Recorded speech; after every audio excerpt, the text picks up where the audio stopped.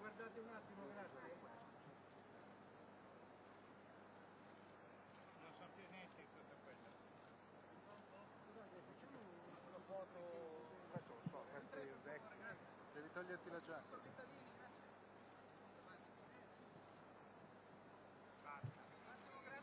Non siamo degli insetti da crocifiggere. Grazie ragazzi.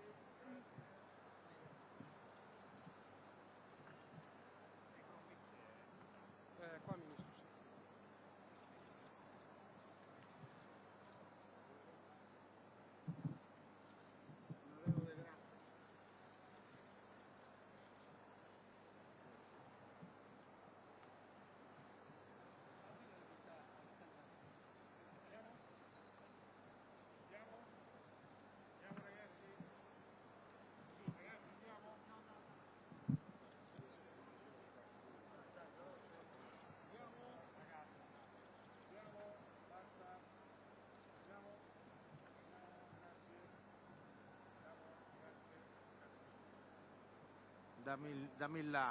Dammi là quando è pronto.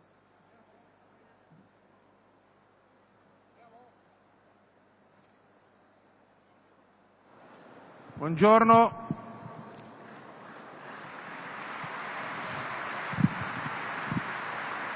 Siamo giunti a questo importante appuntamento del meeting. Good evening. We've come to this important conference at the meeting, which is titled Beyond the Crisis.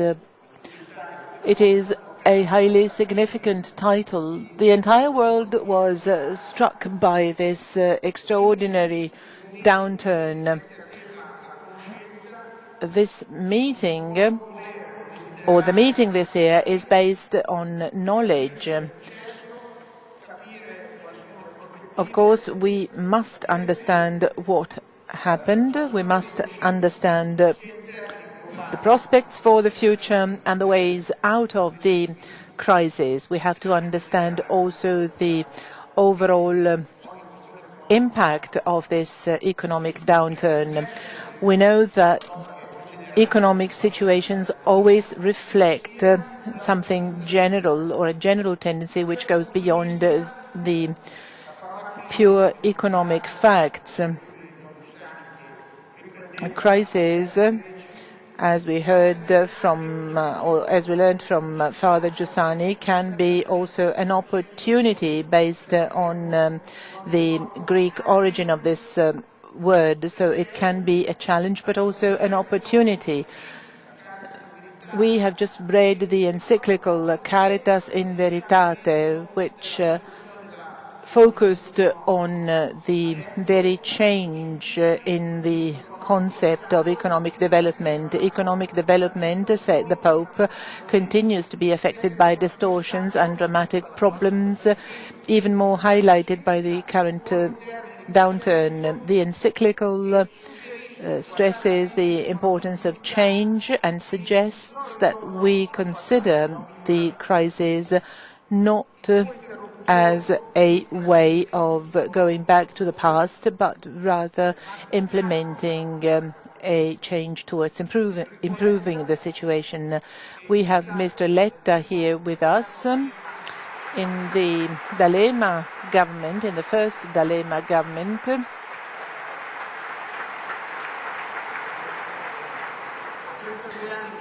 He was the Minister for Community Policies at the age of 32. Then he was Minister of the Industry and Vice Secretary to the Prime Minister in the Prodi government, and he did research and teaching at the Sant'Anna School in Paris, a school for commerce. He published many papers and books. Giulio Tremonti, who has been a university professor since 1974.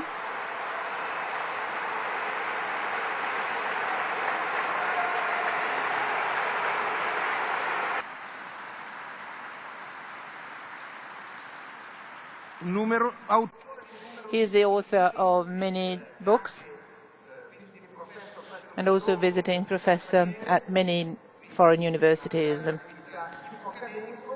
He is a very distinguished academic, and also he is an MP and has been so in '95, was the Vice President of Forza Italia, Vice President of the Lower Chamber, and the Vice President of the Council of Ministers from 2005 to 2006, from 2001 to 2004, from 2005 to 2006 he was Finance Minister, and he is now the Minister of Economics and Finance, so he is the most authoritative person to talk about these issues. I'm going to ask two questions to our guests. One is a general one. What is your judgment on crisis, on this crisis worldwide? Where does it come from? And how should the Italian and international policies change in order to cope with this crisis? And how can we rethink of Europe, Italy and the rest of the world after this crisis? Giulio, Letta first, and then Mr. Tremonti. Thank you very much. Looking at this audience from here, you have a wonderful perspective. Thanks to all of you for coming here.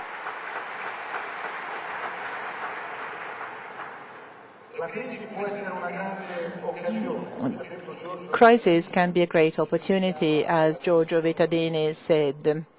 This requires some reflections and observations on our part. Let me start from Europe.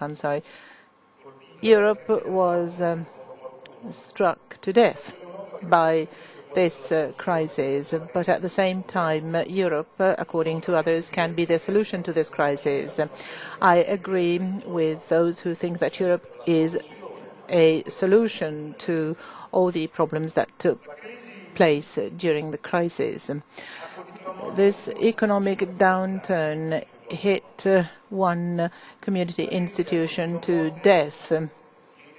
That is the community institution par excellence, that is the European Commission. Some people say that once the European Commission was the driving force of all European initiatives in order to be able to cope with the major changes in the world. Now, with the economic downturn, the European Commission was able to get out of the crisis under the national governments. The national governments have become what they were at the beginning of the European history. They are the driving force. The same is true for the European Parliament, and I think that Honourable Mauro could tell us a lot about the strength, the capabilities and skills of the European Parliament, capabilities which could be put in place now, starting from what changed in Europe following the crisis. I would like to start from a book by Mauro Ceruti on Europe. It is something that we should all keep in mind when we think of our discussions and debates on the identity of Europe, on its boundaries and future. It's the story of a journalist who meets a peasant. The journalist asked the peasant, "Tell me about your life, the most important steps in your life." He said, "I was born in the Austrian-Hungarian Empire. I attended school during the Tsar Russia, and then I got married in Poland. Then I worked in the Soviet Union. Then I retired in Ukraine, and I hope I die in the European Union." The journalist at that point asked him, "A peasant that traveled so much, how can it be?" The peasant actually answered, "Actually, I've never moved from here." The story or the history of the 19th century is one where the peasant from Ukraine, in spite of never moving out of Ukraine, changed from the Soviet Union and other countries. And one day this peasant will be in the European Union. When we are skeptical about Europe, we should always remember this story. It's a great story. It's a beautiful story that tells us about the value of Europe. We as Europeans should be proud about Europe and the way it can respond to the international crisis. How? I think Europe would make a mistake if it only responded to this crisis in a way which is linked to the individual nation-states. In a way, it was like this. Nation-states are not enough for a very simple reason. G7 was originated in 1975. I think President Andreotti could explain this event better than me. He is sitting in the first row, and I would like to welcome him most warmly.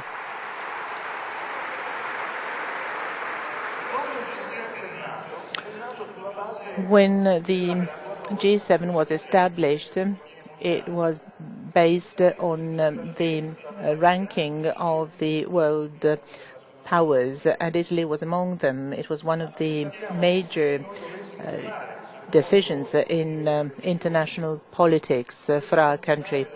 But if we had to make a list of the G8 countries in 2020, we would not include the individual European countries. The G8 would include other countries, other non-European countries, and Europe would be represented only if it existed as such. It would be the third economy in the world, and we would count only if we were present as Europe. I'm saying this not because I'm an Italian. I would say the same if I were a German citizen or a French citizen. We have to understand that we can't work in isolation. We talk a lot about Europe. We often mention the deficiencies of Europe, yet Europe is the only way with which we can respond to the economic downturn. First of all, we have to relaunch ourselves.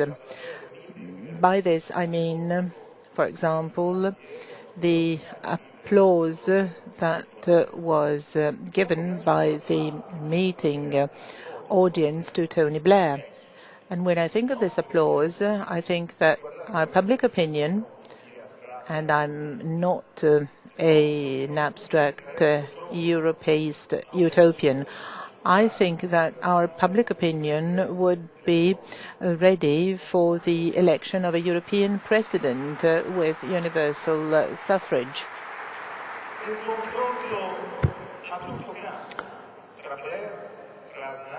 Mr. Blair, Mr. Aznar, Mr. Barroso, Mr. Tremonti would be there to confront each other. This would make the public opinion in Europe passionate. Every one of us would carry on his or her electoral campaign, and each of us would be represented by that candidate in Europe. I think this process of relaunching would be necessary for Europe. I think this is the first response to crisis in the European Union. What the member states can do individually is important, but it's hard to find consensus among 27 countries. It's terrible.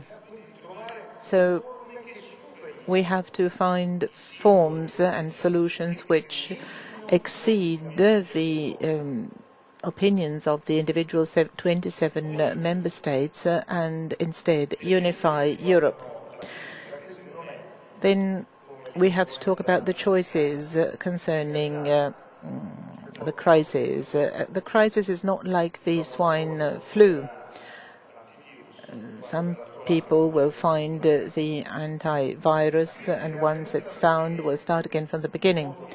The economic downturn took place because the financial world reached unbearable extremes, and the crisis hit our economies hard, and also our way of living, and also our consumptions. Crisis also implies an ethical value, and based on this ethical value, we must start changing. Changing means that we have to do something from a technical point of view. I was criticized, but I'm proud of it. And because I'm sure I did the right thing, I would do this again. Some months ago, I accepted the invitation that was addressed to me by Giulio Tremonti to take part in a government committee to submit global legal standards at international level. I think that the country's national interest must go beyond the party interests, and I accepted this job even if I am from the opposition party.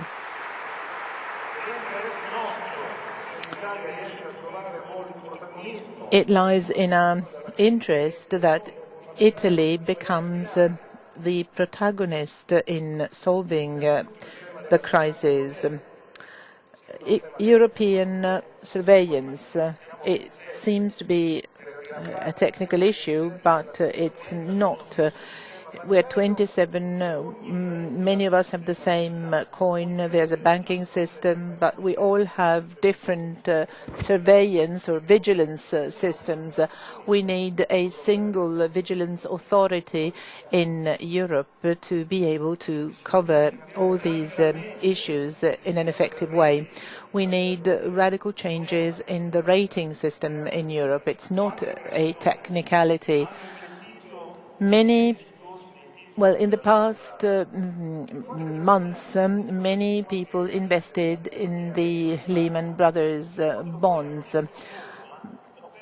Brokers suggested them to do this, and when they lost all their money, those brokers said, you know, those bonds had a triple A from the rating agencies. So we can't think that the rating system remains the same. I'm profoundly convinced of the need for a free market. I think that the rating issue is one that must be handled with different criteria at European level. These criteria must be different from the past. There could be a transparent, public, independent European system so as to assign ratings in such a way that you guarantee that the risk you take is right in order to avoid that the past facts occur again. The French president proposed something interesting a couple of days ago, the premium issue. Premiums to executives, to managers, with the possibility of cashing them immediately. This is one of the causes. This was one of the causes for greed and short-term results. You know, premiums are generated on what you obtain in the short term. Instead, the premium should be obtained after long-term results. Intervening on this doesn't mean bringing about distortions on the marketplace. The market was distorted by all those that have led to the economic disasters of the past years. We have to make these choices and these decisions in Europe all together. And on this, I think that the fundamental issue for the future of global governance, it has been at the center of discussion at the G8 and at the G20 meetings. There have been attempts to find solutions. This is certainly the most important topic ahead of us. There has been a very important German proposal. There has been an Italian proposal. And there's also an American drive, obviously in favor of the G20. I think we have to work on global governance, and we have to find new ways for global governance so that Italy and Europe are part of the global governance, so that we can intervene in real time. Now, I am afraid we're here talking about the current recession. It's important to be here talking about the recession, and it really deserves a far-reaching discussion. But it's like the present recession is like when you drive on a motorway and then you can see ambulances in the distance driving down the motorway, and you notice that something has happened, that something has gone wrong, and then you see the car accident. Immediately you realize that there's a disaster. Maybe there was somebody who had exceeded the speed limit, and then seeing this, you just slow down, and in full awareness of what you've just seen, you go on for at least 10 kilometers at a slow speed,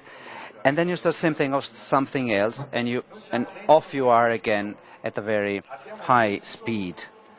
We are now at that phase, this 10 kilometers that you are slowing down. We have been faced with the disasters, we've been faced with the consequences. We have lost a percentage of our GDP, which is the same value as Hungary.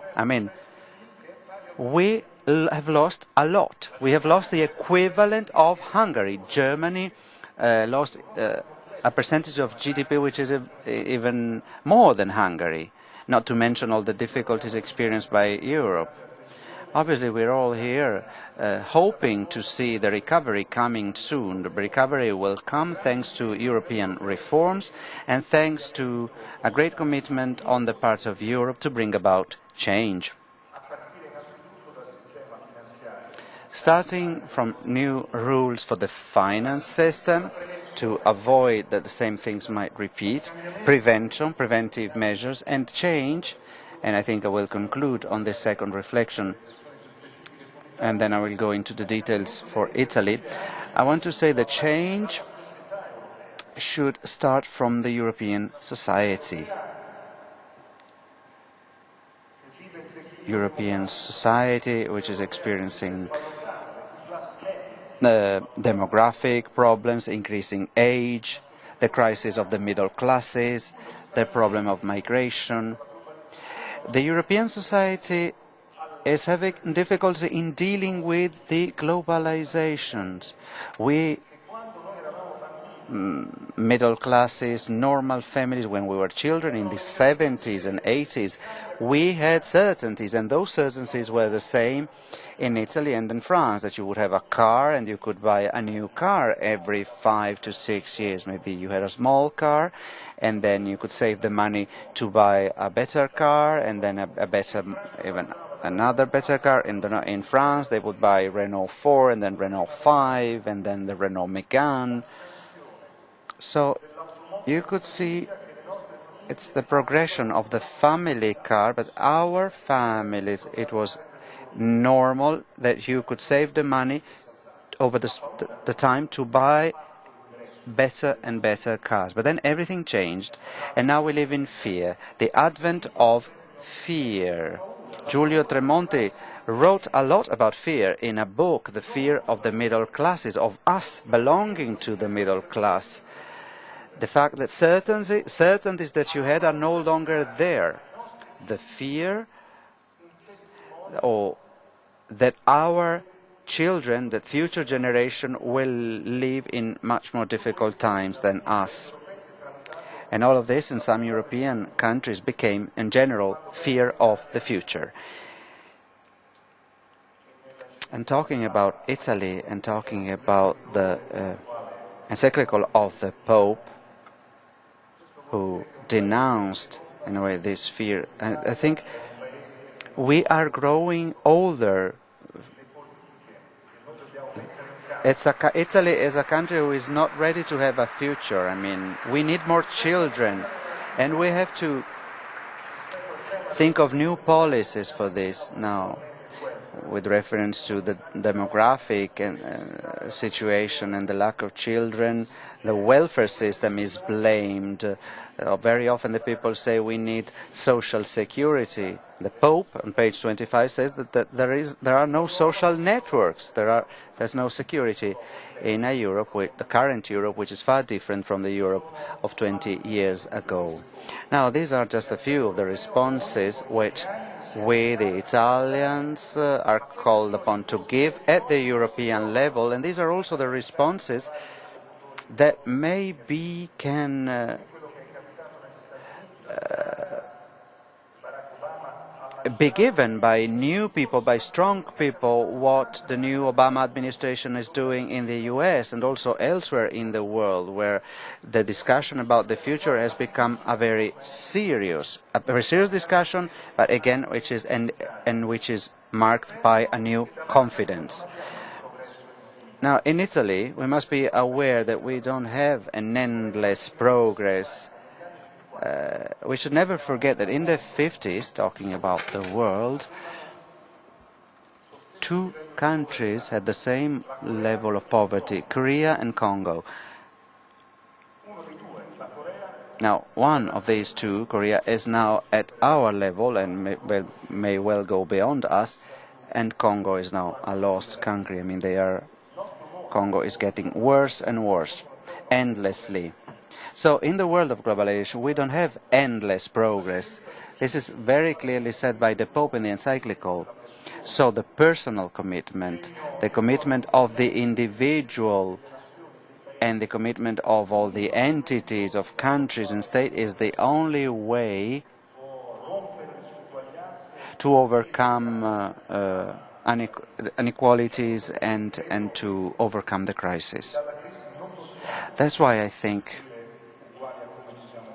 we won't be the same again after the crisis. I've attempted to tell you about a few things that need changing and also how to relaunch Europe in view of the crisis. I think we, the Italians, we, the Koreans, and we, the Americans, I think we have all understood a few things from the crisis. First of all, you cannot invest too much on the short term. I think it's important to build in the long run. We want to build eternal cathedrals. We want to be far-sighted, and we want to think in the long term. Building a cathedral implies that when you start building, you don't even know what you will have in the end. In ancient times, where they were building cathedrals, they're just starting a brick after the other, but they didn't know what would have been the end result. We have to work all together. We need strong choices. We need to join forces, and we need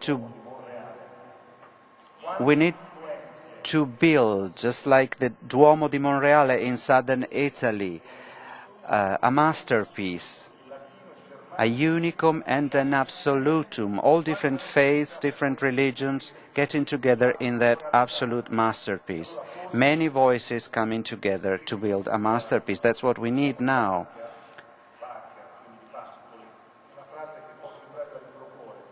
And I would like to quote a sentence by the Italian poet Pascoli,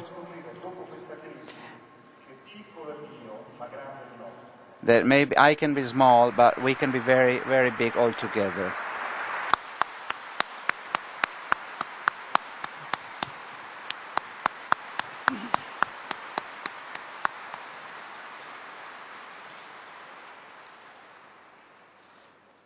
Sono felice di essere qua. It's a pleasure being here together with Mr. Vittadini, with Enrico Letta, be here especially with President Andreotti. Last year we were here together discussing about foreign and European policy.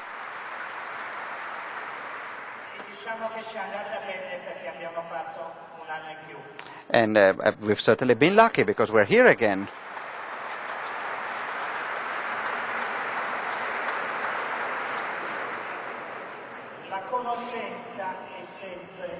Let me start from the title. Knowledge is always an event. And my response to the question by Mr. Vittadini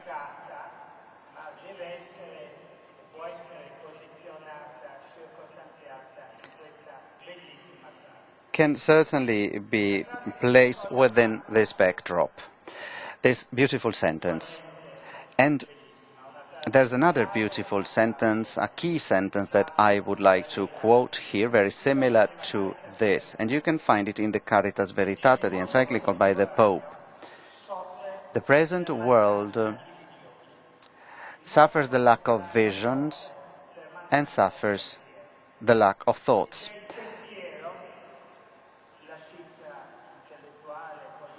And thoughts is certainly the political, intellectual and cultural money, the value around which we have to build and work.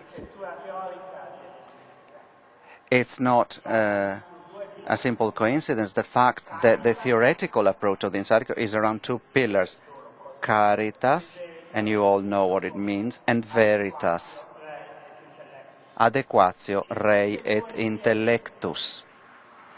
And I think these two concepts, caritas and veritate, e veritas in caritate, if it had been only adequatio rei et intellectus, it would simply have been a reflection of the Western and Greek thinking. But the combination of these two things makes it really magic and makes the encyclical in the spirit of its time.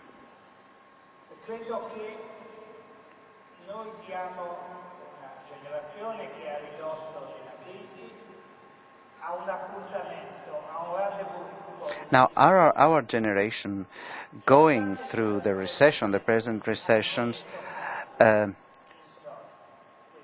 we've had this appointment with destiny. It was our destiny, a sad and difficult destiny, but also we've come across a meeting with thought, with knowledge, with truth.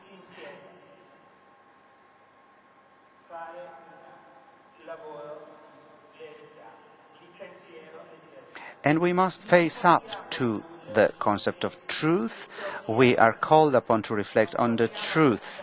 Let's face up to the truth. We cannot think business as usual. We cannot think that everything will be the same after the crisis. Old cultures, old paradigms, old approaches, no matter to what extent you want to update them, you want to review them, they will not be the same and they will not be as useful as before to go on after the crisis. Never in recent times has there been a time where the political intellectual or the intellectual politician, and when I say intellectual, I mean the collective effort of thinking that we are all called upon to do. We cannot live under the illusion that the next century will be just a follow-up of this century. We cannot use the same instrument, the same structures of the past century. Or maybe we can update them, we can adapt them, and the theories and the market will be different. And a collective effort is required to devise new instruments, new cultural paradigms for the new century. We cannot go into the new century with the old instruments. And here I fully concur with what Enrico has just said. We have to build our own new cathedral. The heritage of the past century can no longer be repeated, and the vast majority of the past century has to be forgotten. The 20th century brought about many good things, but also, unfortunately, many bad things. It's been a century pervaded with war.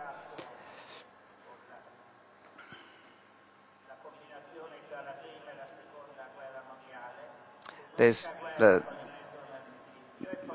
unfortunately 2 world wars and then the Cold War. A century which has been marked by the evil, by the idea that the evil is a universal key, the evil seen as the original sin, private property, or imperfect race. I mean, it's been a century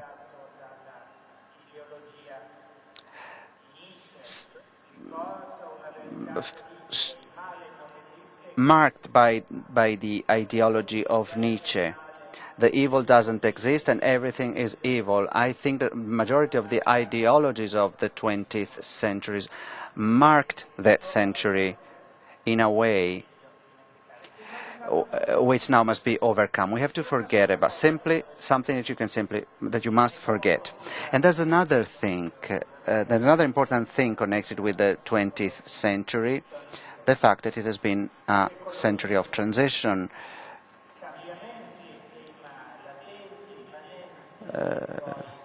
Changes which were looming in the beginning and then materialized.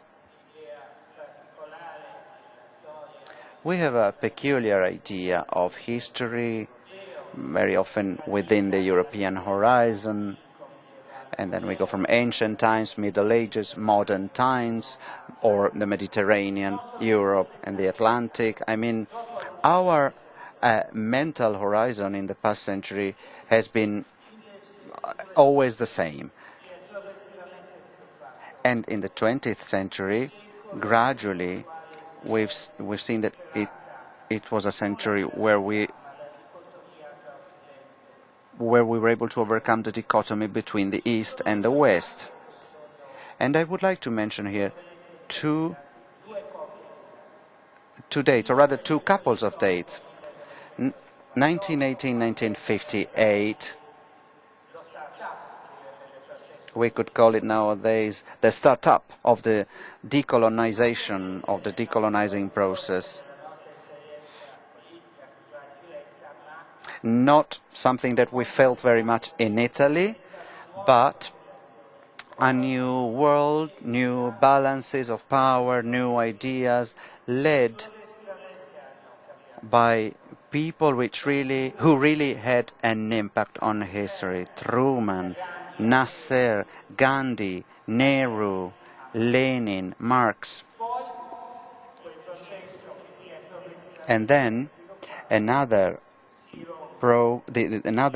process which was going on and which was then interrupted, discontinued when, and here the 2 other days, 1989, 2009, the collapse of the Berlin Wall, then in 1994, a new order with the WTO for world trade, 2001, Asia entering in the World Trade Organization, 2007, beginning of the recession. We are now in 2009. 20 years in the world history is a very limited span of time, but never as in the past 20 years have so many things changed. And the very structure and the very speed of the world has been moving greatly changed. This is the heritage that we have from the past century. This is the present reality that we are called to face up to. But as I told you, we cannot even think of moving into the next century using old methods. We have to build new cultural, social, political and mental approaches which are radically different from the old ones, from the previous ones.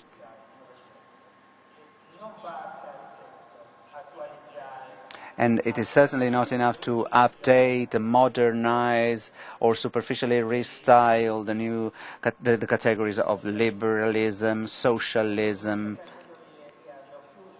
These are all superseded. These they have no meaning anymore. They have concluded their circle in the past century. The logical of the Pope encyclical, as I see it, well, it is not just a political and theological document. It's not just, doesn't just got to do with economy. There, obviously, it's very interesting from those point of views, but there's something which is, in my opinion, much more important. It's a political document. It's the first political document. You could see it as a tabula mundi or tabula vitae, and it's dealing with the new world. There's no other text which is more important and which is in line with the current times.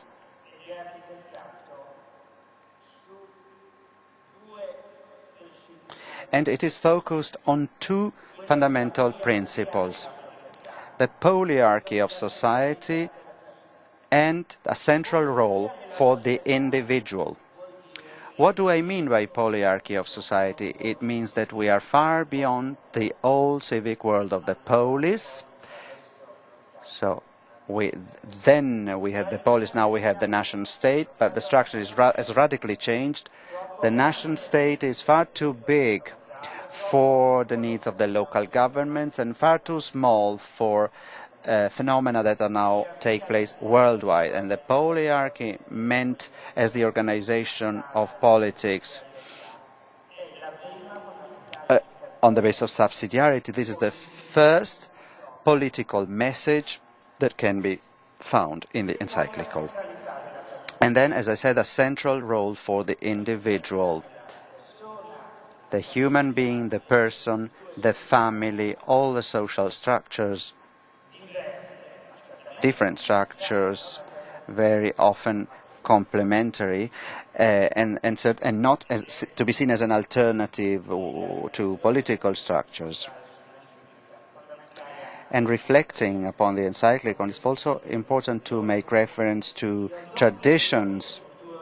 I don't think that the best future for us is a kind of a postmodern future, deprived of its structures. The end of modernity is not in postmodernity. I think the end of modernity in the 20th century implies that we have to go back to the roots of our traditions, of our mores.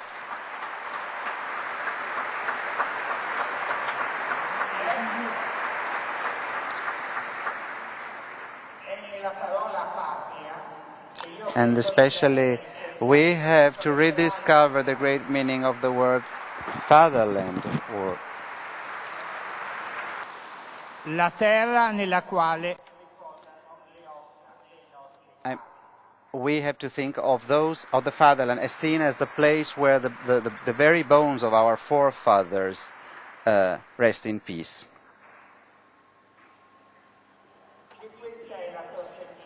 che abbiamo davanti.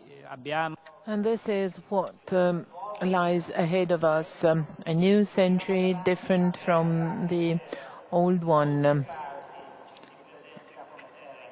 We have an area which is unknown in front of us, a land which is unknown. We have tables, that is the encyclical. We have reasons for being optimistic and also realistic. Why optimistic?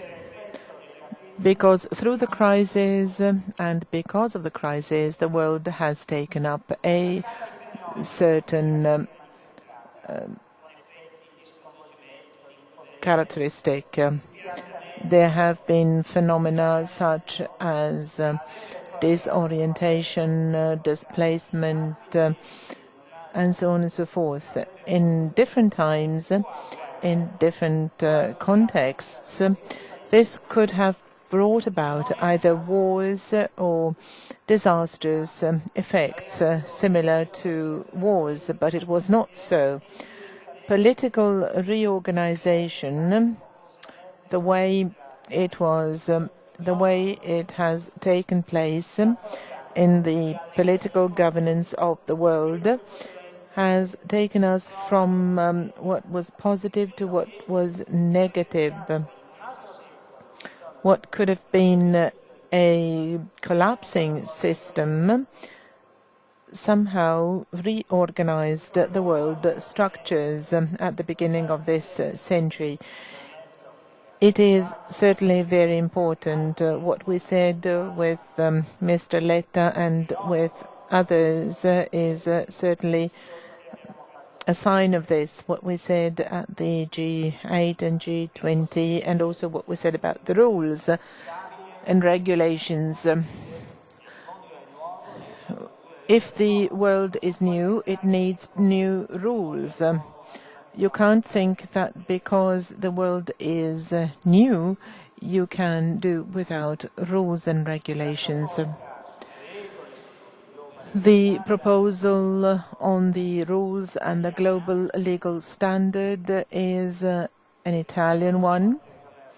I'm not advertising government, but rather our country, Italy.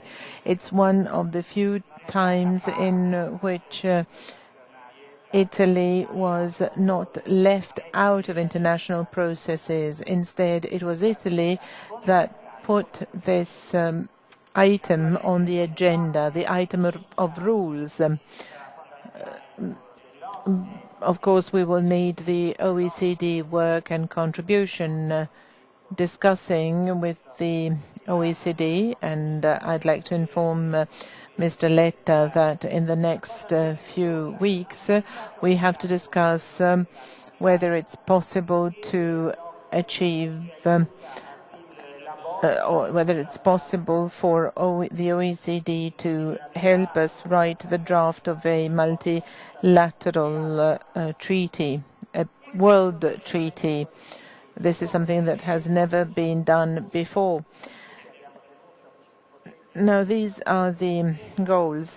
Everybody was scared that there would be a collapsing system or that negative ideas would prevail, similarly to the 19th century with the Versailles Conference. But it was not so, and this is good.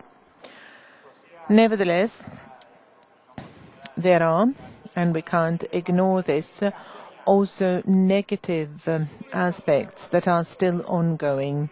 Let me mention them in a clear way and following the logic of truth. Maybe I'm not saying the right thing, but I'm saying what I strongly believe, though it's not shared by all. I talked about this last year too. When you are to control crises due to excessive debt and transactions based on speculation mainly, you have to choose who you can save. We all agreed that the industry, the families, the savings had to be saved. Those that somehow bet took the chance of earning a lot of money but also losing a lot of money.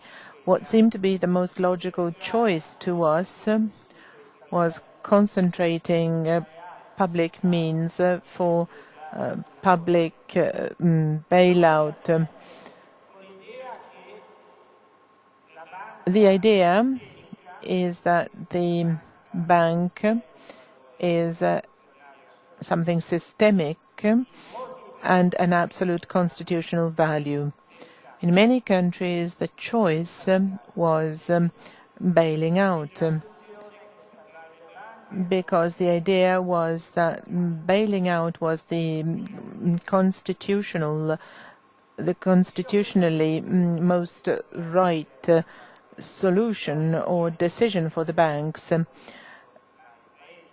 This has been the subject of political debate in many countries.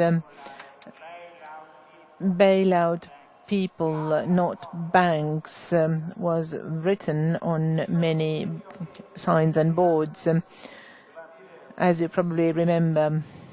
I think we have to open reflections on this.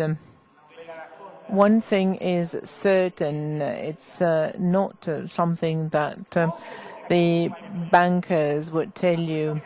What Roosevelt did is certainly not what was done in these years. A lot of public indebtment was made in order to bail out people.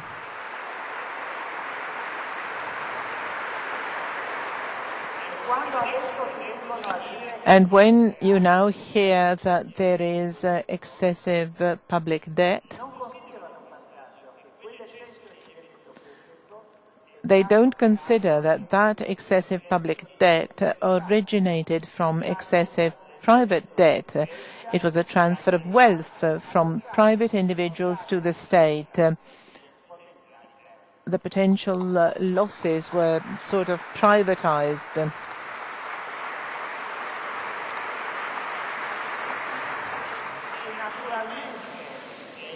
For sure, if the GDP, if wealth decreases following the crisis,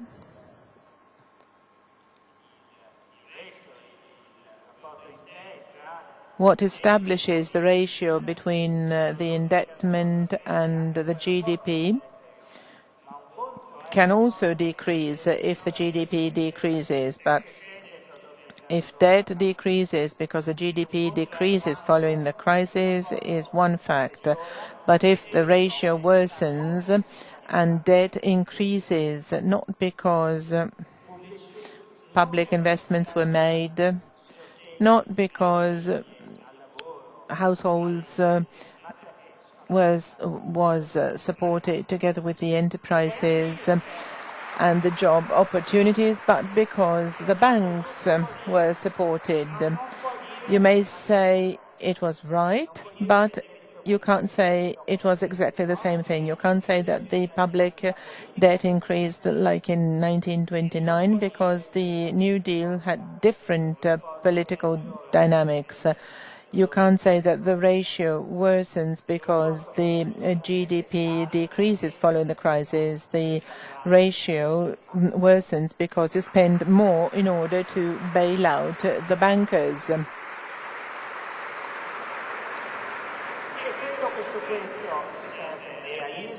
We have to be honest, realistic about this. We have to say the truth and look for the truth.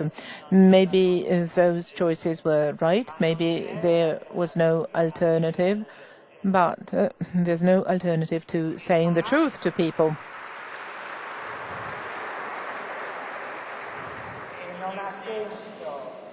It would be meaningless to blame the states as if they were negative dynamic factors. You know, you can't blame the public if it's your fault. Certainly, public debt increased very much because in order to get out of the economic downturn, the impact was felt on everybody's pocket. The difference being that the pockets of the bankers are the bankers' pockets, while the state pockets are everybody's pockets. They're public pockets. We will mention the Italian state later. You can't say that after bailing out, you can start being greedy again, being stupid again.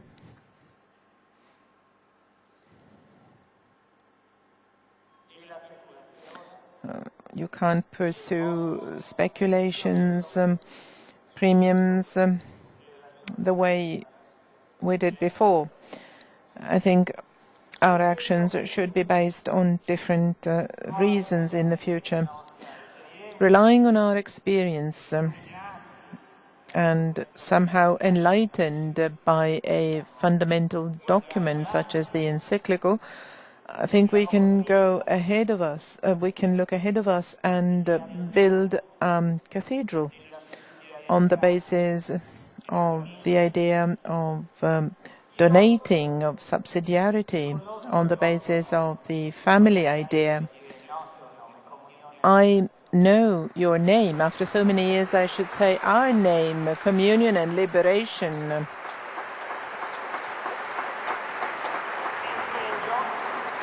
And I believe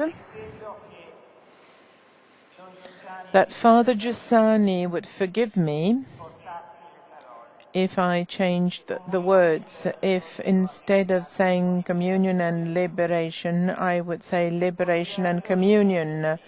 Liberation from prejudices, from the mental inertia of the past, from the illusion of self-sufficiency. For example, using slogans such as the competition slogans, and communion in the idea that man prevails over everything, communion in the idea that there is a search for the common good, for the human society and within the human society. Thank you.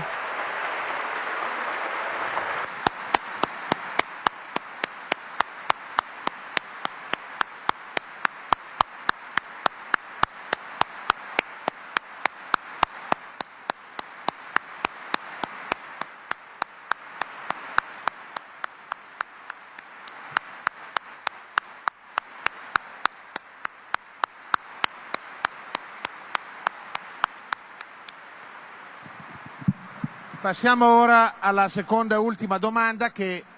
Now, second and last question. It's about Italy. We hear a lot about Italy from different sides. On the one hand, people say that we are backward, that we need structural reforms, that we were also lagging behind before the economic downturn. On the other hand, it is said that we have a system of small and medium-sized enterprises which is based on solidarity and which has more possibilities to get out of the crisis. The OECD says that the first country to get out of the crisis will be Italy, but others say that other countries have already achieved the same GDP levels, while we have not, and we will be the last one also in Europe. My question to you is like the first one, which was aimed at getting an overview of the situation. Well, my question is, who is right?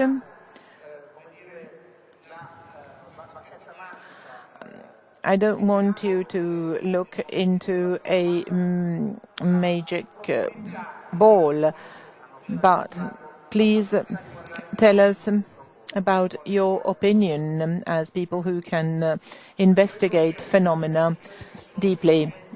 Simply three concepts, which are the three key points for Italy and for helping Italy get out of the crisis.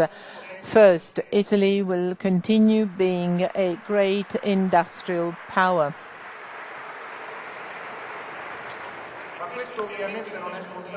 This is not taken for granted.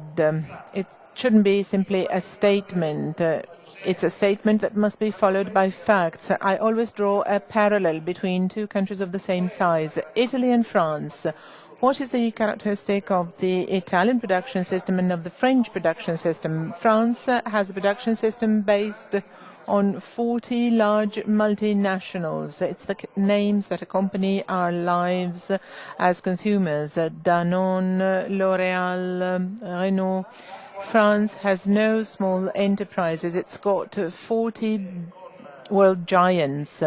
The French government, through a protectionist attitude with state aid, etc., sometimes not caring about Europe, defended these 40 businesses because they know that it is fundamental for France that once the downturn is over, those 40 large businesses are still there for all consumers in the world, and that's how France will get out of the crisis.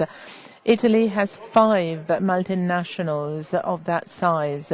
If Italy solves only the problems of those 5 multinationals, it has not solved the problems of crisis. 4 million people every morning open their shops or workshops or their businesses without knowing what they can earn at the end of the day.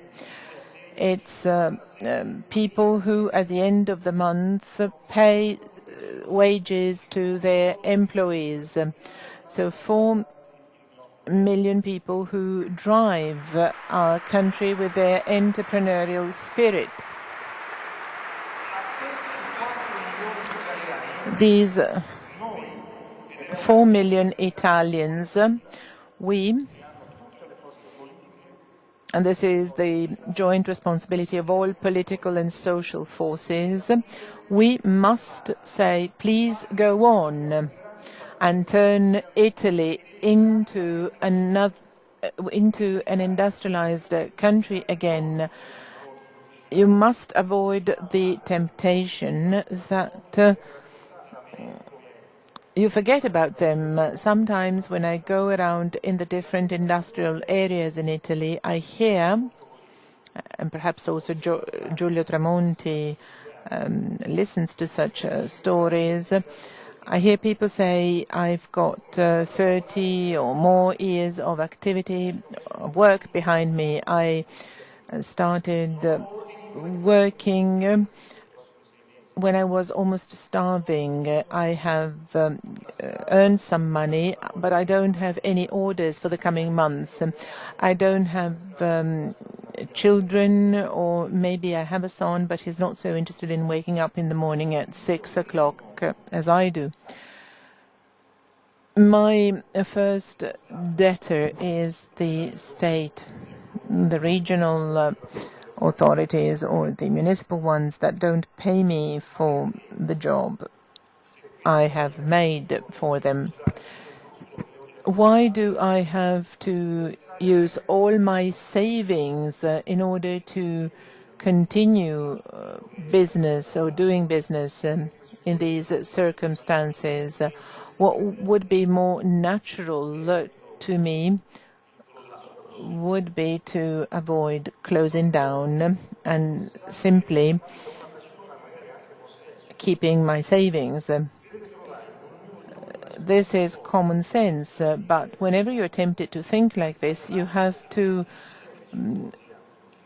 find the support of the others so that the conditions are created for individual businesses to go on and for Italy to enjoy the wonderful asset that nobody else has. 4 million people who every morning get up and are genius enough to produce wealth in our country. We must convince those individuals not to give up, not to close down, because if they would do so, our country would suddenly change without us even realizing this. We would turn from a country based on work and productivity, the country of our constitution, the country we love. We would turn from this type of country into a country based on return, on the yield of certain savings. Very often we say we are the country where financial yields have the lowest taxation rate, while the income tax rates are very high. We must make all efforts to change this tendency and reverse it. So whenever one invests money, it's not for generating money out of money, but it must be an investment in a business, in creating jobs. This is our major challenge, and crisis is a great opportunity. This was shown also by Mr. Marchionne. No one would have ever dreamed of Fiat going to the US to buy Chrysler. But that was possible in a period of crisis. So taking challenges, there are indeed opportunities. This is my first take-home message. The second one is Italy will get out of the crisis even stronger than before if, though it may seem to be strange, if the south of Italy allows us to get out of the crisis in a stronger way. If we take it for granted that we have a certain ballast to carry, and if we consider the south of Italy as ballast, as a burden, without even thinking that it can turn into the driving force of our country, we have forgotten what Germany and Spain did. Thanks to the European structural funds, these countries created convergence between areas that were really different, Eastern and West Germany, Andalusia, which is now the driving engine of the economy in Spain. The south of Italy can do the same. So I would like to repeat what Pierluigi Bersani, whom you have applauded the other day, said. He proposed the no-tax area. For example, a project for renewable energy in the south of Italy. If we asked a child in the first year of primary school, which is the region in Italy producing more solar power, they would say Ragusa in Sicily. Instead, you have to explain to them that the province where you generate more solar power is Bolzano in the north of Italy. If you ask this child which is the most advanced industrial country to produce solar panels, they would say Italy or Greece, and instead you have the answer is Germany. We need a great project so that by the year 2020 renewable energy is produced at least by half in the south of the country. The area of sunshine, the area of the wind. If we turn the south of Italy into something useful to all Italy, well, this is a big challenge. And the issue of education. I mean, we need a leap forward in terms of education. We cannot go on having a university where brilliant and excellent students have to go abroad to be successful. And then also the credit system in southern Italy. We have to guarantee that maybe southern Italy should have its own southern bank.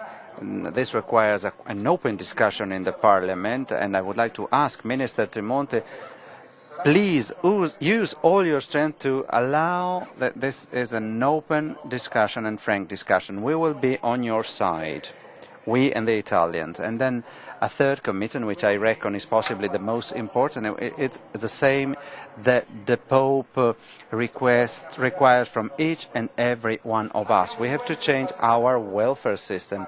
Our welfare system, I'm talking about Italy now, is based on the 70s, where in every family there is an adult male working in a big factory. We have to go beyond that. We now need a welfare centered around the human person. Over the past 20 years, we have been unable to go beyond this. We are in the mindset of the 70s, one male per family working in a factory. It's not like that. Look back at the previous governments, those that have governed over the past few years. If you look at the figures, we know that the social expenditure is roughly around the European average, 25% of the GDP, roughly. But looking at this at the social expenditure, 40% is spent in paying pensions. In the European average is much lower. That's the difference. All the other European countries can solve the questions in our society because they have enough budget resources to pay pensions. We don't, because in Italy we've had only one reform in the 90s, and then all the other governments have not been very successful on the pension. I think I can say that all the other governments have made mistakes on the pensions reform. Others simply postponed the reform, others were blackmailed by the social partners, but no real achievement on the pensions in the past few years. And I think this is one of the budget items that really requires reforming. Then, the disabled and the old people in a state of need. I mean, in Italy we have growing life expectancy. Population experts tell us that our life expectancy. I've been talking to a population expert quite recently, and he explained to me that as we grow older, then we get even older. I mean, every week of life we add a further weekend at the end of our life. You can see it in that way. I mean, for every week of your life you will have a weekend more at the end of your life. We will live longer, we will get older and older. But this has implications. This has far-reaching implications for our society. Chronic illnesses, disabled elderly people, we will have more and more of those in our families, in our society, in our communities. But whenever in an Italian family there is an elderly who is no longer independent, and then you need carers, you need money to pay for a nurse, to pay for somebody, to pay for a carer, somebody who will be together with that elderly. And then only if you have money, maybe you have another house, and maybe you have a rent, you have an income, and then you can find the money for a disabled elderly. Or otherwise it will be the woman in that family will have to pay for the absence of good public policies in the field. I mean, lack of independence of these elderly people. I mean, the system must provide the families with resources to care for these people. Then, numerous families which have a high number of children. I mean, we have a problem with our birth rate. Too few children are born in Italy, and that's a problem. We are probably promoting the wrong policy. Why is it that in France, in Germany, they are having the birth rate is increasing, while in Italy it isn't? Why? We are not doing enough, because women does not have the adequate support from our welfare system. They find it difficult to reconcile personal life with working lives. I really want to say here, modern heroes of our times as those women aged 30 to 40 who have to handle all the tasks at home, plus they go to work, plus they have 2 and 3 children. I mean, if I was the manager of an enterprise, I would employ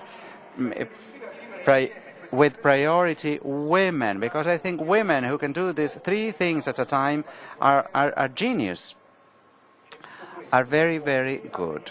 And this requires the help on the part of the state, and we have to reform our pension system. We need a system whereby the longer you work, the more you will earn. And if you want to retire earlier, you will get less, based on freedom of choice, so that we can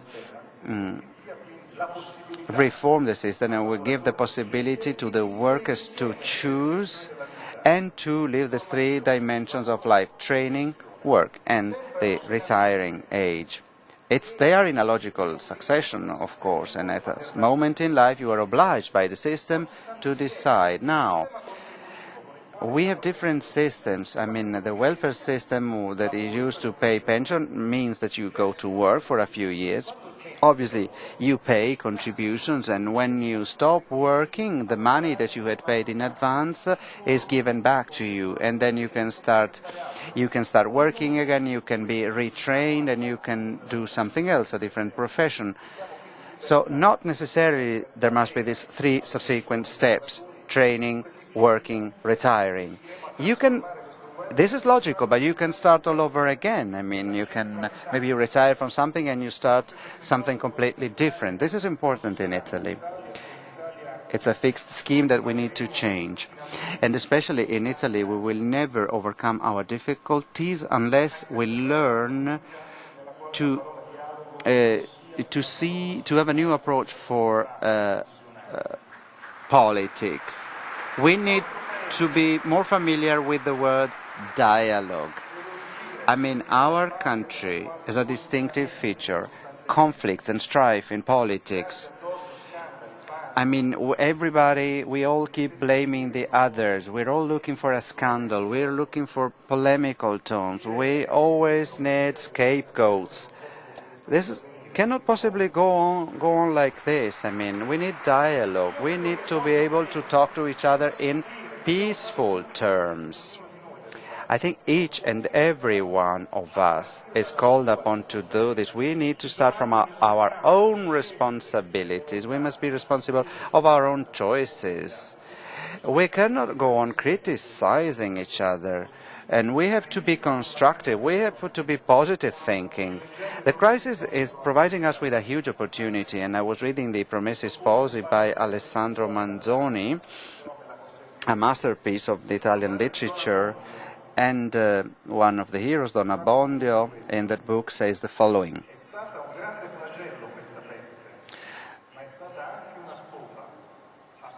This tragedy has been really a scourge, but it's been very helpful. It has helped us to overcome problems that had been with us for many, many years. And if the tragedy, the plague, that can work wonders, then it's a pity that they don't come more often, at least once a century. Now, you've certainly understood what I meant. It's a logical parallel, but I really, really think that the present recession will allow us to do things that in normal times we wouldn't be able to do. So that's why the invitation and the appeal that I have for all of you in view of the future is to know that we need a different approach. We say, okay, maybe Italy cannot overcome the crisis, but the Italians will overcome the crisis.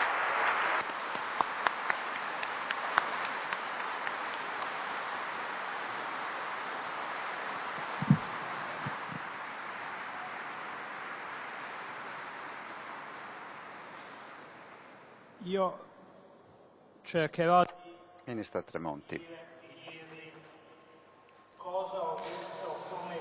Let me attempt to tell you how I see the current downturn from the government perspective. I've been in the government for the past 1 year and a half. I'll attempt to be objective, and while outlining the present situation, I'll attempt to be as objective and impartial as possible, with an international perspective, if I may.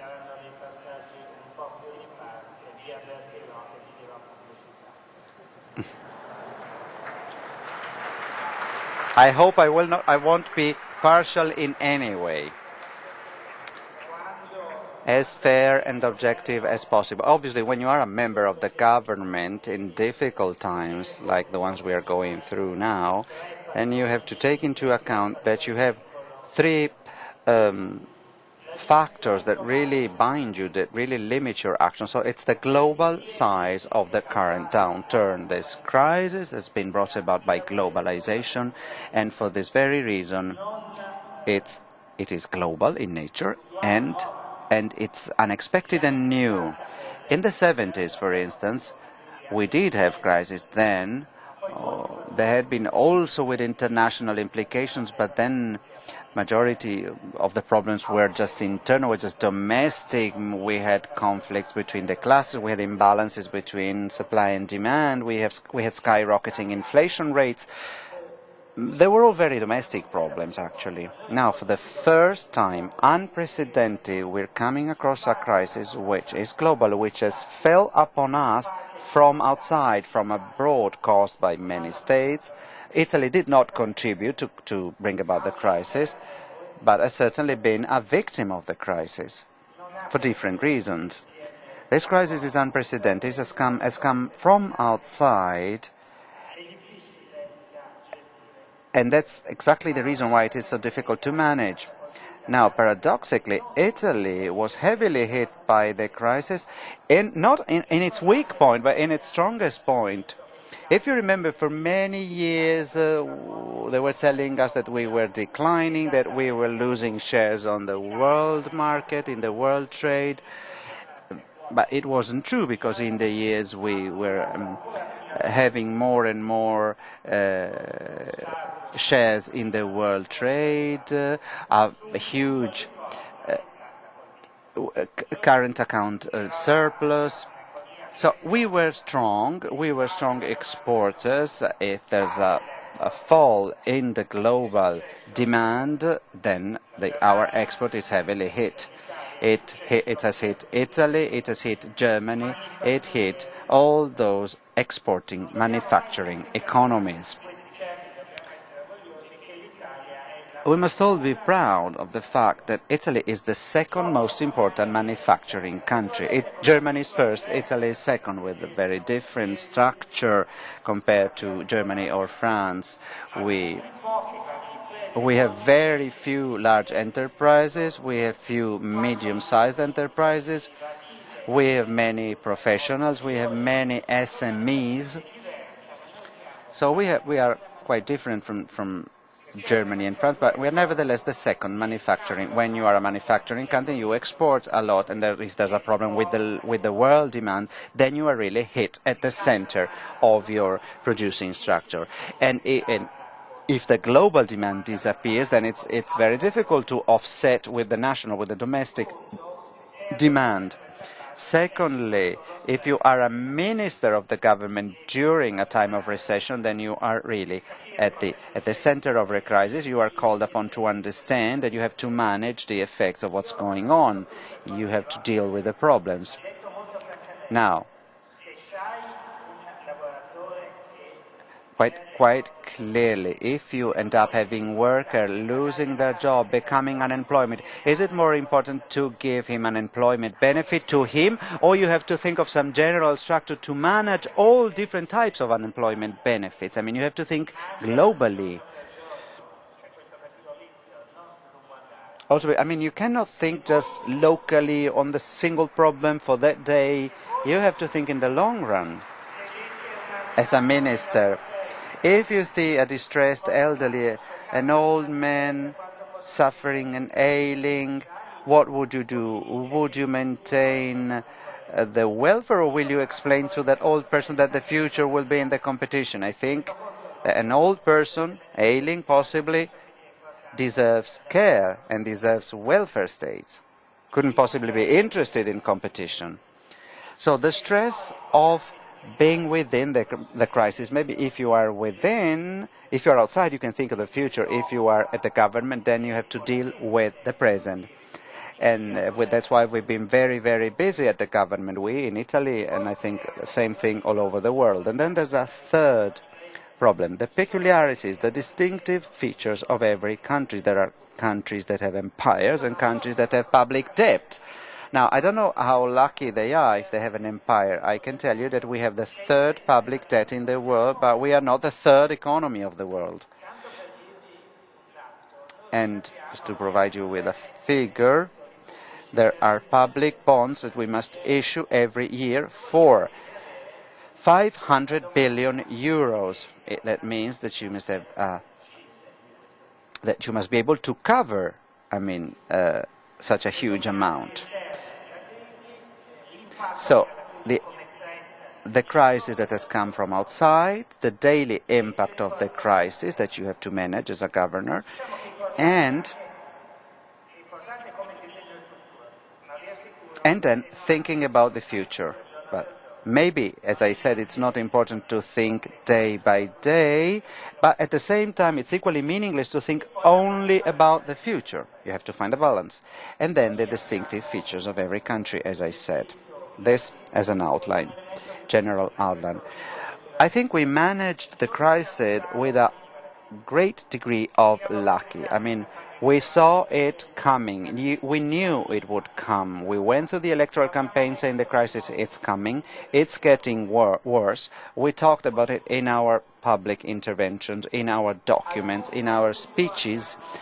In June, July, more or less, we were able to stabilize, over a span of time of 3 years, our budget laws. Just think how difficult it would have been to postpone the discussion until the autumn. So we knew the crisis would come. Then there are public opinionists, journalists saying, you didn't tell us when the crisis would come, how serious it would be, how much it would cost us. Now, I can tell you we didn't know for sure on what exact day we would have seen the collapse of the Lehman Brothers. Maybe if Lehman Brothers had been Lehman Sisters, it would have been slightly better because women are less greedy and more reasonable. But we knew that it would come. We were fully aware. And we were faced with speculations, and we attempted to hit speculations. So it came, speculations out there, we tacked speculations. And we decided that you have to tax the speculations made by banks on mortgages and made by large insurance companies. Huge profits, and we decided to tax those profits. And then they told us, what you are thinking of doing, these measures that you are thinking of taking in July are inadequate. You must do more. For the first time, planned inflation was higher than real inflation. We had come up with a figure, and they had said, no, it must be at least 3 or 4% inflation, and we are now at 0 inflation. But I can tell you that in July of last year, it seems like a century ago, I think we had understood more or less what would happen. So we attempted to consolidate public accounts, and then when people tell me we need more public expenditure, then I know that, I mean, one thing is talking and one thing is doing things. I mean, obviously when you're not at the government, and it's easy to give good advice, but then, and sometimes we should listen to the good advice, but when you are at the government, it's very, very difficult. When you are told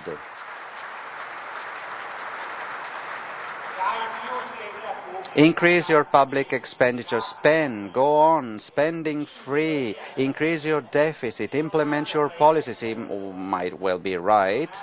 It might be good for one country. It's certainly not good for Italy, because you know that you're spending more, but you don't know to the benefit of whom. And I can assure that if you do more and if you increase interests and risks, I'm really not sure.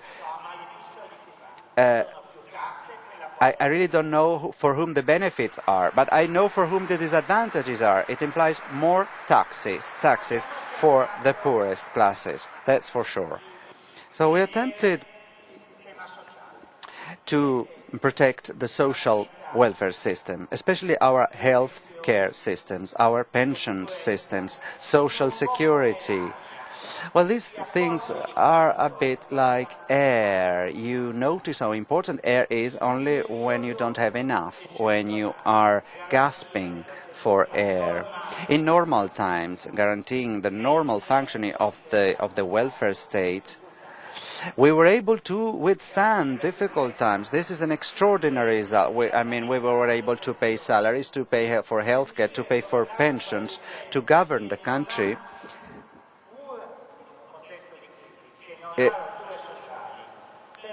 Without serious consequences. I think this credit goes to entrepreneurs, workers, local governments, municipalities, volunteers, community work. 1 year after the onset of the crisis, we are proud to say that Italy is still a peaceful and socially united country, without major disruptions.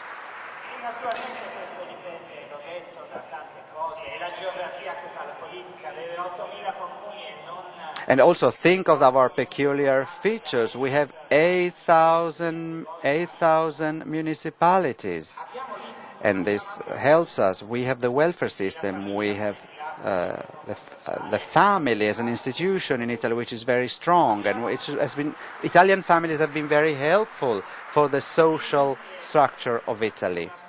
We have wholesome families, and we have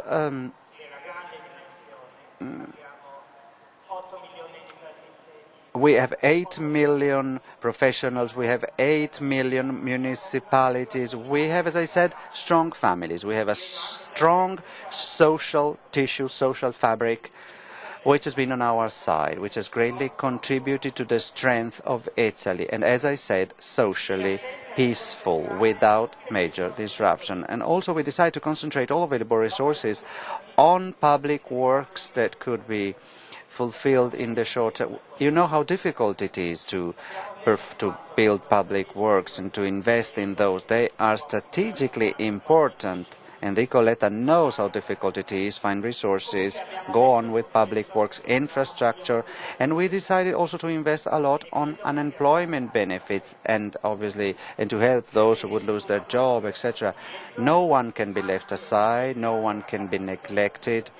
We took various measures to the benefit of the unemployed, people who were on the dole, knowing that we had to be close to each and every Italian citizen.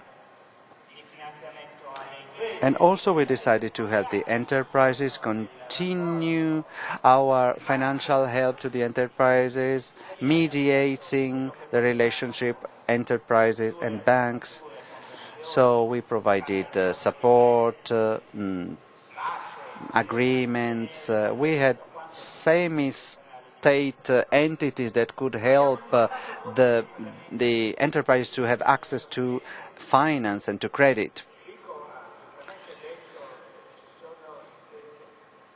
Enrico rightly pointed out, now maybe this is actually a small critical point, but if you want to export, if you want to work for a region, then you are working for the region. But I mean, if you're not an exporter and if you're not paid by the region, then you are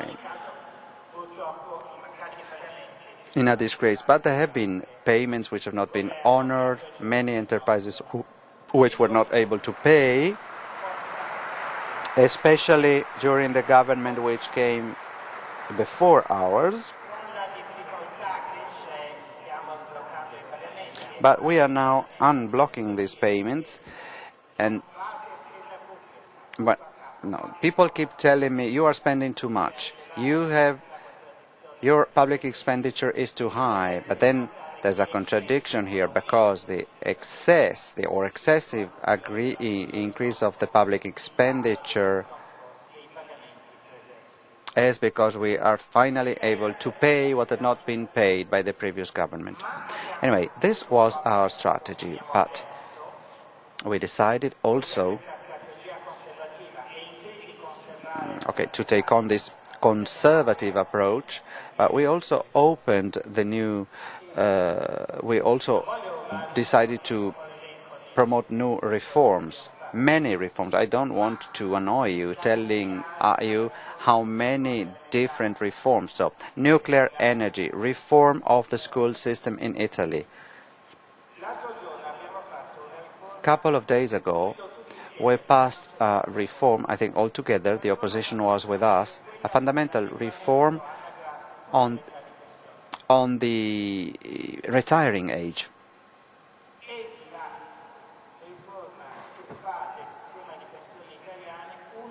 And this reform makes the Italian pension system one of the strongest and stable systems in Europe.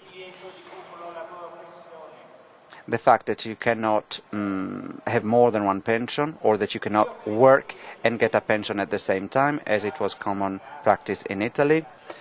So I could go on. It's a very long list of reforms that we were able to implement. But these reforms, most of which were also voted by the opposition, the minority, these reforms for our country, then you have to comply with constitutional limits, but I think the most significant is the reform known in Italy as fiscal federalism.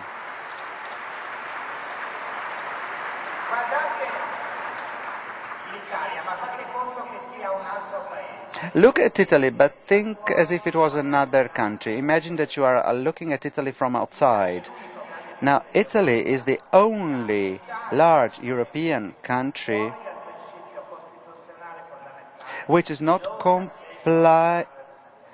complying with the constitutional principle, no taxation without representation. I mean, half of the government is complying with this rule, the other half is not complying with this rule.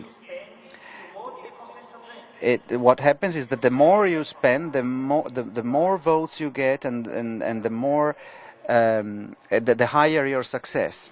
Unfortunately, it is like that. Federalism, if managed properly, with moral values, with responsibility, is a very good thing. Think about fiscal tax dodging, fiscal evasion. Have you ever thought that this tax evasion can be solved, can be fought against with the participation of the municipalities? I mean, you cannot leave the central states to fight against fiscal evasion. You need the cooperation of the municipalities, who are closer to the citizens, and many other reforms, the reform of the local government.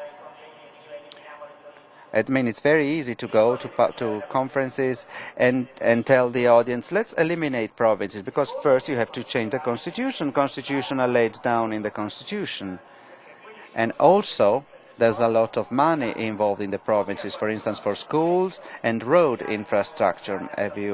I am seeing you've certainly all driven on a road managed by the province. I mean, and if you eliminate the province, who are now in charge of the roads, but then these competences will have to be given to somebody else. So we are working on that. It's a very long list of reforms that we are working on. The reform of the civil service, of unemployment benefits, of interventionism for the banking sector, and fiscal federalism, once again, the most important. Then, there's a certain difference between thinking, obviously, and then doing things, materializing your thoughts. Talking about reforms, as I said, the list would be very long, and certainly we all would like to avoid shocks or electroshock. I mean, we don't like shocks. We all prefer like a continuous work. I mean, without bumps, without strong shocks.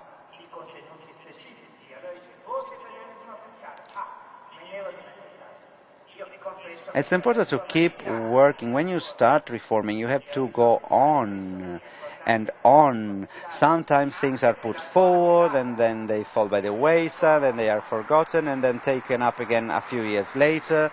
But we have to be serious. I mean, our school system, our civil service, private and public schools in Italy, they all require a reform. That's why I think that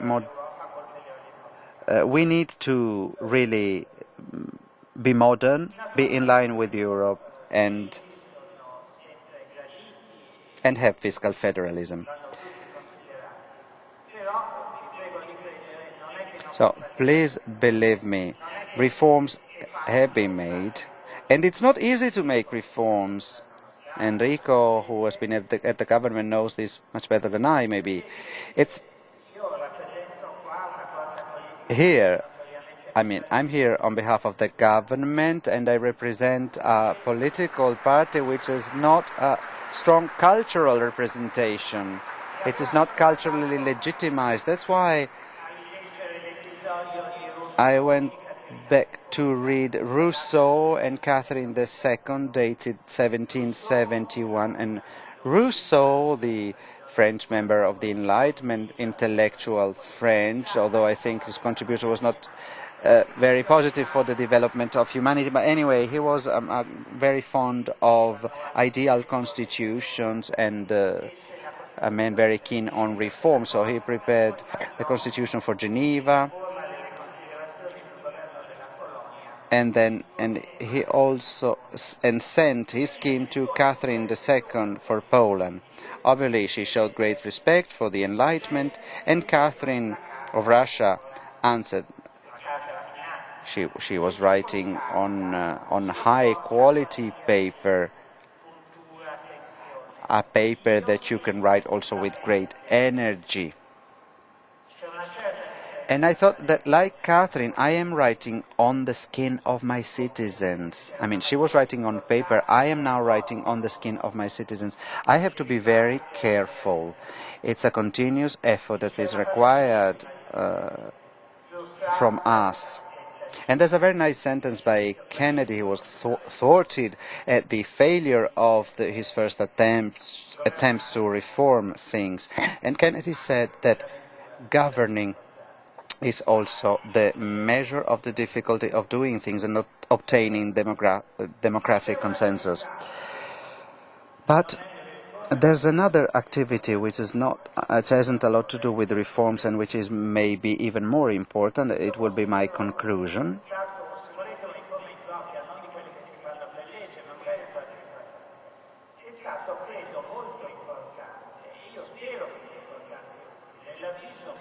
There has been something very important in Italy. It's the common notice, the common message between enterprises and banks for a moratorium on credit. Let the earth breathe, at least for 1 year, in the common interest. The crisis is telling us something else and teaches us something else. Something that is not commonly found in the media, in these newspapers, it is rather in our own conscience. Class conflict no longer exists. There is no longer an opposition between capital and labor. There's a growing sense of a shared and common interest. There's a growing sense of an association between workers and capitalists, the idea that we are all in the same boat.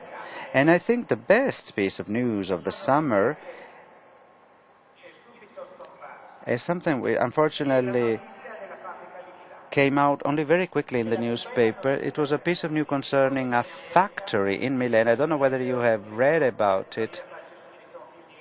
I think if that had happened in America, they would make a film in Hollywood, the story of the factory with all the workers which in the beginning are there demonstrating, protesting, saying, no, you don't have to close. And then they climb the crane and they go on demonstrating, but without any violence and not taking to the street and blocking public service, but showing old workers who are there to defend their factory and their job.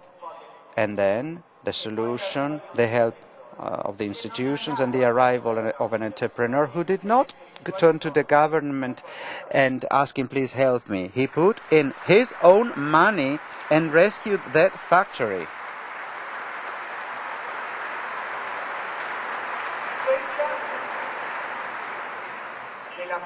In my view, this story of the factory, the workers demonstrating, claiming and defending their job, I think this is the best and piece of news of the summer.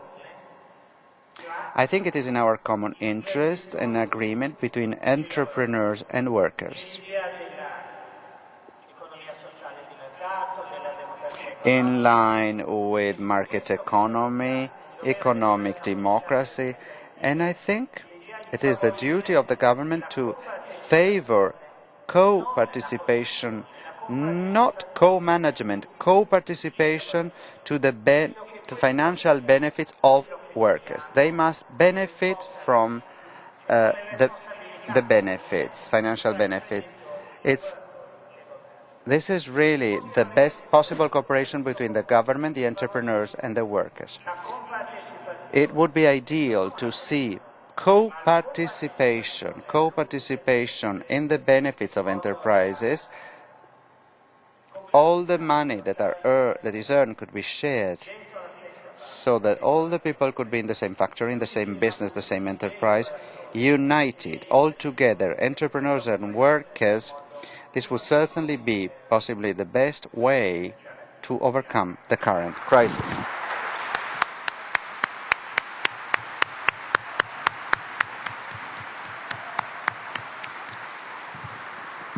Cosa traiamo da questo incontro? Abbiamo capito da oggi che il titolo del meeting non è applicabile solo. What lessons can be learned from this conference? Well, that the title of the meeting testifies to the fact that we are now in a new century. We are no longer in a century of ideologies. We are in a century where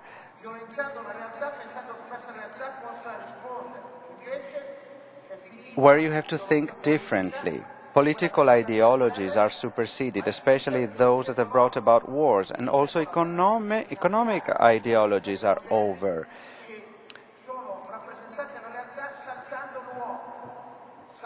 What we need is new models that start from the central role of the individual, the values connected to the person. I mean, we have to go beyond the idea of the short run, nation states. We need a new individual whose role becomes greater and greater. We have to think in the long run, in the long term, common interests in Europe, and this has been said both by Letta and Tremonti. We need a new model in which subsidiarity, gift, social economy must be put at the center of our life. A few years ago here, people used to say, okay, well done, but economy has its own mechanisms, and they were telling us that we were just dreamers. Now, two great economists, the minister and a member of the opposition, both great experts in finances, and both researchers and teachers at university, they told us that we have to think of our economic life starting from the central role of the individual. The idea, the gift, the human life at the center. It looks like a dream, but it is now reality. This to tackle the recession in the long run, because without responsibility of the millions of Italians who are working as professionals, without their courage, without the role of the Italian families, without the contribution of those who are getting old and who might lose their independence and become disabled, there are people who must be fed. Well, I didn't say in the beginning that Tremonti and Letta were saying these things already prior to the crisis. These two men said that Italy was a big country in a small world, and then it will soon be the contrary. So they launched this message challenging us, telling us that we have to take on the challenge and to take on our responsibilities for the common good. And also they said that this is their idea of a development model.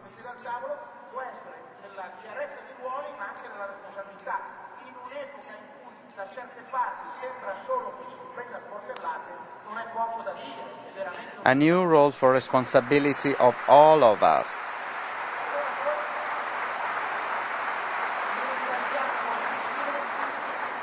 Thank you very much. Thank you very, very much for being here with us.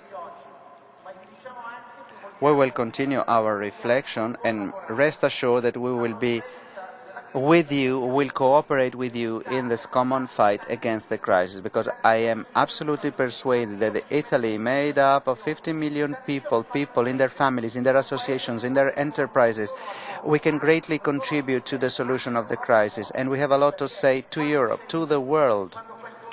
Because when the individual is at the center and when this individual is aware of the events, then there's hope for everyone. Thank you.